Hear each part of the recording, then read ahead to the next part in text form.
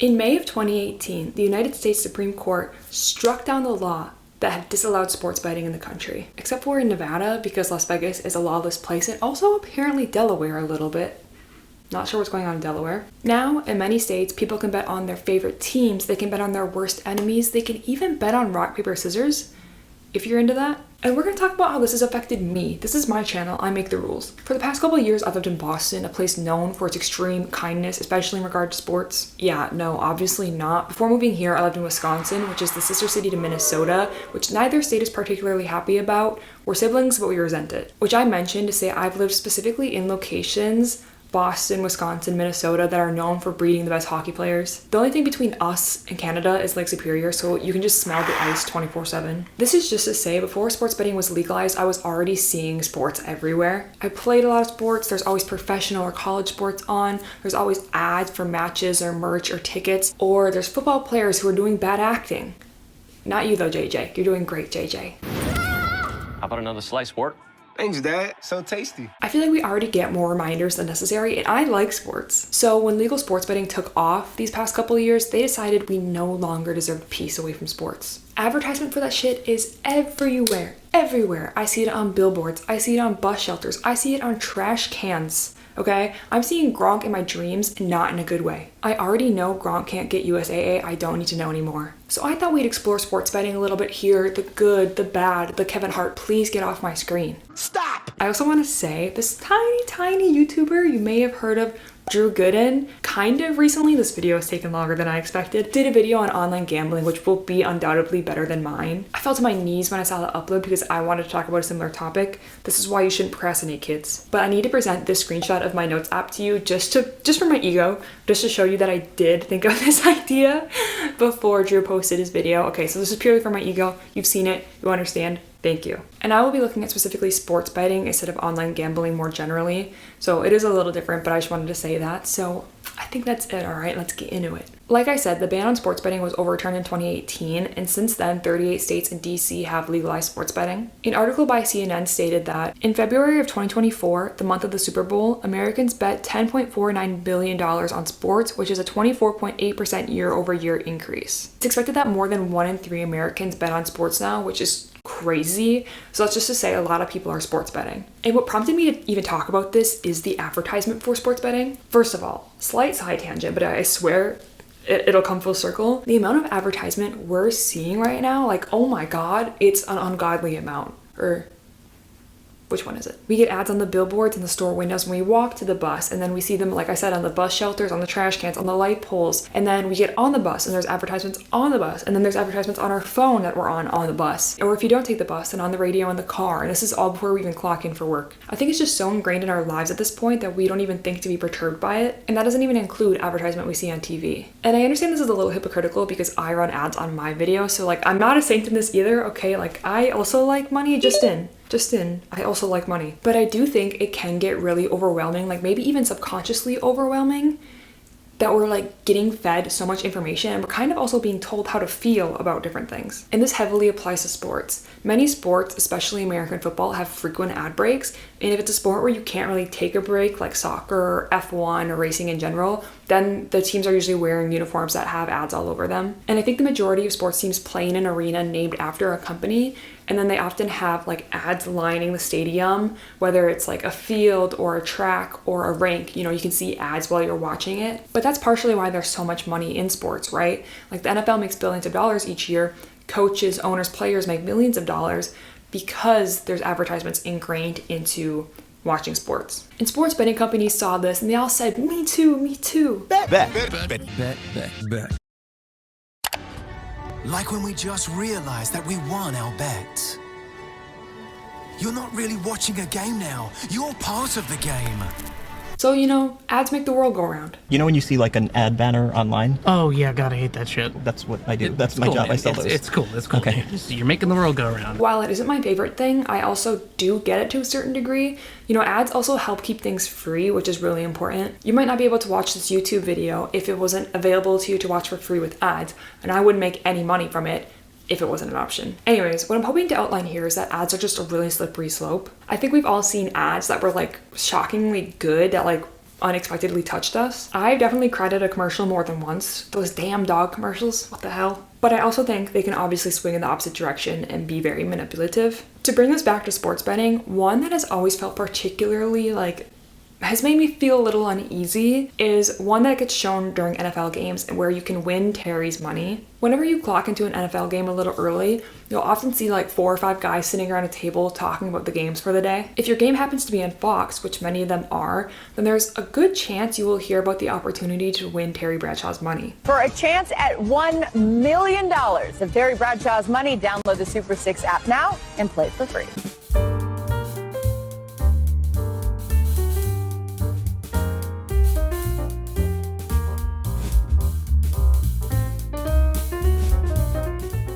Terry was a former quarterback in the league, and he's been one of the more well-known football analysts for quite a long time. He's also in Failure to Launch, which is a pretty good movie, so if you're interested in seeing his bare ass, you might want to check that one out. So this year, like last, you can win Terry's money for free. Wink, wink. I don't know if I can wink. All you have to do is download the Fox Betting app, put in your handy-dandy bank account number, correctly guess who is going to win 6 games that week, and correctly guess the margin of each win. Easy peasy. While you're over there, why don't you just set up a parlay for funsies, alright? They cost pennies. With what Gen Z is paying for coffees these days, this is like nothing. Guys, seriously, we can't keep raising the cost of coffee. I have a family. And after your parlay, why don't you just, place a little bet? Because, if you win, the payout is crazy. And won't that just be a story to tell everyone? And if you think I'm being dramatic, I don't think you've sports bet before. Back to the Terry game specifically, this is an almost impossible guess to make, alright? They just want you to download the app so the algorithm can learn your habits and interests and get you to bet more. 6 games. 6 games. Correctly guess the margin for 6 games. Alright, football is a game mostly played in 3s and 7s, except when it's not. Except when a team goes for 2, or there's a safety, or a team misses an extra point, okay? Then it's a game played in 2, 3, 6, 7, and 8s. So good luck figuring out how that plays out for 6 games with 32 teams possibly playing, each with 40-man rosters, injury reserves, and Monday night curses. I'm looking at you, Kirk Cousins. But that's not even what made me want to talk about it. Do you think we're stupid?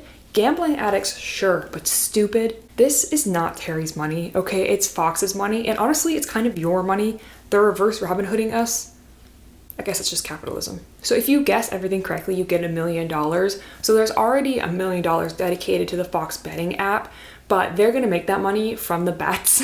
In actuality, the betting is paying for the prize in itself. So why have they chosen this setup? Why are they saying it's Terry's money when in actuality it's not Terry's money? A theory I have is that professional sports, and football in this example, are aspirational. So the NFL is to D3 quarterbacks from high school what the clean girl aesthetic is to middle schoolers with an iPhone addiction. When some people watch an NFL game, they are locked in, okay? They dedicate hours of their time to watching sports. And the National Football League is the highest level of football. Okay, these are people who have trained their asses off to play. They've got an instinct for football and they've got the paycheck to prove it. When you've grown up playing this game, you want that to be you, okay? If you're like a younger kid, you think one day that could be you. If you're too old for football now, you can say, oh, that would have been me if I just had the resources. If I had ever learned, I should have been a great proficient. When you spend so much time watching your team, you can feel like you know better than the coach. Why are we running a screen pass when your hole's been finding running backs all night? Why are we running a screen pass when our running back has been finding holes all night? That's what she said.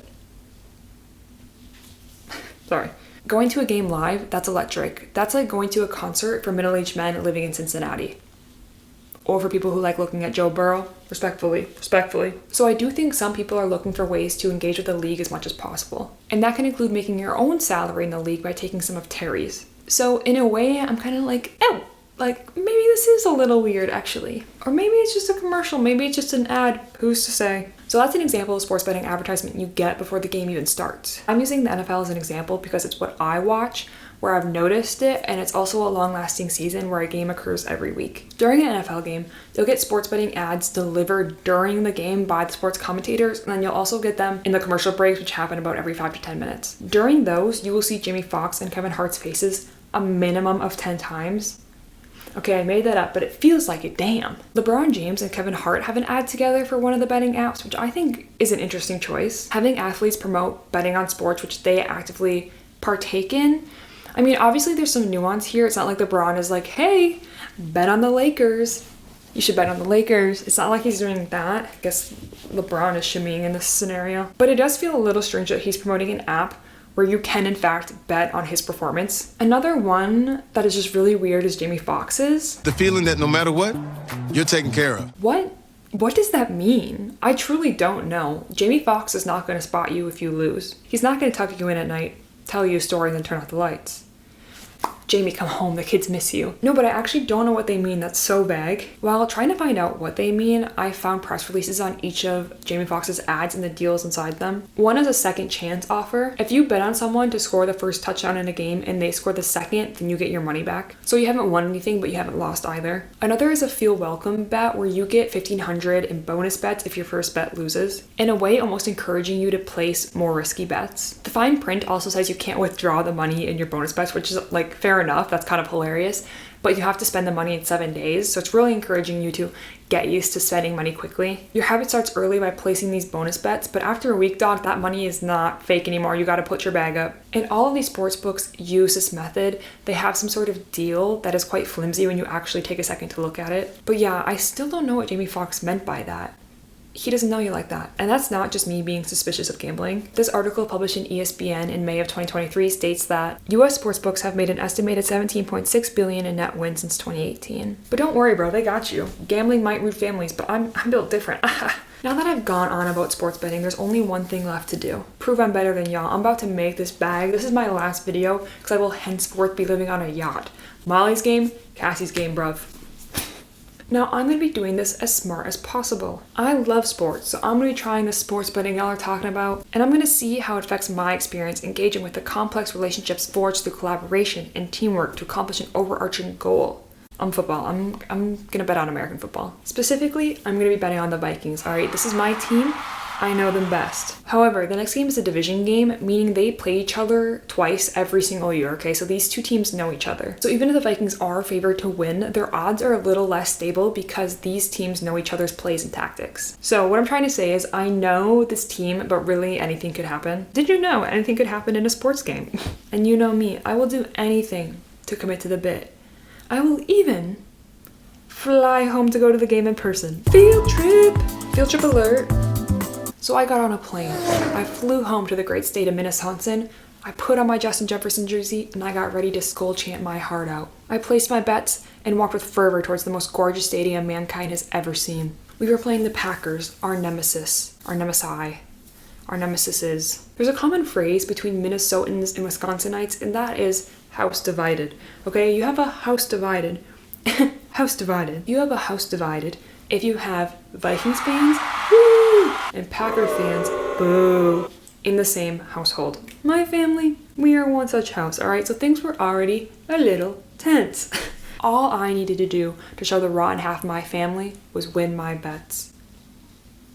And also for the Vikings to win. That was important too. Also the Vikings winning. I wanted to try a few different kinds of bets, okay? So I went with the iconic and definitely not a huge scam parlay. My parlay was 100 plus receiving yards for the love of my life, 250 for Jordan Love, this should be easy money literally, and 2 touchdown passes for the Vikings quarterback. I did another parlay on touchdowns and then a last bet on the most points being scored in the fourth quarter. And that's it, and that's definitely not because I didn't understand what much of the bet options were.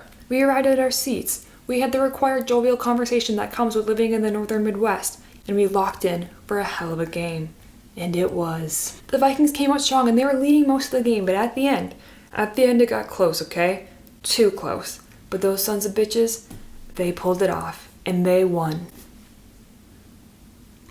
My bets though lost every single one. The most points scored was in the third quarter, not the fourth quarter. My first parlay got only 1 section correct out of 3. My second parlay got 2 correct, so you know, progress. This improvement, it's really got me thinking. So, while the Vikings may have won, skull, I had lost. Or had I? So, remember that part where I said sports betting is legal in 38 states? Not in Wisconsin or Minnesota. I went to place my bets on the way to the game and I said, oh, okay. I said, oh, did not realize. So basically I couldn't place my bets, I'm sorry. But do not worry, I would not leave you hanging like that, okay? No. So when I returned to the great state of Massachusetts, I bet on the Vikings-Lions game. For those of you with proper lives who do not dedicate an ungodly amount of time to this stupid game of American football, I feel I need to tell you that the Vikings-Lions game was considered like potentially the game of the year. Whoever won this game got the number 1 seed and whoever lost got the number 5 seed. So, you know, a pretty significant difference. Also, whoever won, they got to play all of their playoff games in their home stadium, and also they get to skip the first week of playoffs. So, you know, a lot on the line. Also, never in history have 2 teams played each other during the regular season with 14 wins each. So I was like already stressed. So for this game, I bet on a parlay where 2 receivers would need to get 80 yards and 2 would need to get 50 yards. Then I placed 2 straight bets. One where Jordan Addison would get the first touchdown for the Vikings, and the other that the most points would be scored in the 4th quarter. Okay, I can't abandon this bet. Anyways, this time I really set them. A whole 20 bucks. I sat down at 8:20 with work in the morning on Sunday night, okay? And I clocked in for this game. Except that it was truly the worst game I watched all year. Almost unbearable to watch. My parlay got not a single thing right. 0 correct. Nothing on the parlay. My bet on Jordan Addison? Wrong. He was not the first touchdown scorer. Nobody was. The Vikings did not score a touchdown in the whole game. Get the fuck out of here, man. I don't even want to talk about it. Just get out of here. However, the best thing of the whole terrible night was the most points were scored in the 4th quarter. Ooh, hell yeah. So in conclusion, I lost only $1. Not to brag, I lost only $1. Sorry guys, you can try to be like me, but well, that went well. This video doesn't really have a moral other than to say if you're gonna bet on sports, like try to be as smart about it as possible. When I bet on my game, I set a monthly limit of $25 in the app, mostly because I was afraid of like not understanding correctly and betting more money than I intended. I was actually surprised how many limits the app I used offered. You could set a daytime limit, you could set a deposit limit and a spend limit and a few other options. I like that a lot and I hope people use them. I also want to say I found the game like much less enjoyable while betting. This is largely in part because I was betting on a game that had my favorite team in it. My parlay winning was dependent on the Lions doing some things correctly, which was like kind of like mentally confusing. Amon-Ra St. Brown would get yards and I would be happy for my bet but sad for my team. It was just like a weird cognitive dissonance I didn't enjoy. I also think, like other addicting things, sports betting should be regulated. I'm just not sure it's smart to have athletes in the commercials. You're playing in the game and you're also getting paid by the app to do the commercial of promoting betting, which could be on your game. Just feels like a little weird to me anyways. Lastly, I just want to point out that domestic violence often increases during big sporting events. I think sports betting has a real chance of contributing to this, so I think it's really important to be cognizant of it and highlight it. I will include resources for those experiencing domestic violence in the description of this video, including the number for the National Domestic Violence Hotline. Help is available. Obviously, anything like this is incredibly nuanced. I'm not saying I'm an expert on sports betting, I just work here, but these are just my thoughts as someone who likes sports a lot, gets addicted to things very easily. I'm looking at you dystopian novels from 2010, alright, and know that money can be a very complicated affair for many people. But that's like pretty much it. Thanks for watching, guys. This video took me like a little bit longer than I planned, so like Happy New Year! Yay! I just wanted to say thank you to anyone who watched my videos or subscribed to my channel in 2024. I've had a couple of videos get like way more views than I ever expected, so I'm like both in awe of that and like very grateful. These videos can take like quite a bit of time, as I've just said, so when people watch them it feels very rewarding. So thanks again. Thanks. Okay, that's it from me. If you like this video, maybe give it a thumbs up if you feel like it. Don't forget to subscribe if you want to see more videos from me. I hope you had a great holiday season, and I can't wait to see you some more this year. If you take away anything from this video, it's to bet the most points will be scored in the 4th quarter. Okay, bye guys, bye. See you in the next one. Don't know what that was. Peace, love, happiness. Ciao Bella. Ciao Bella.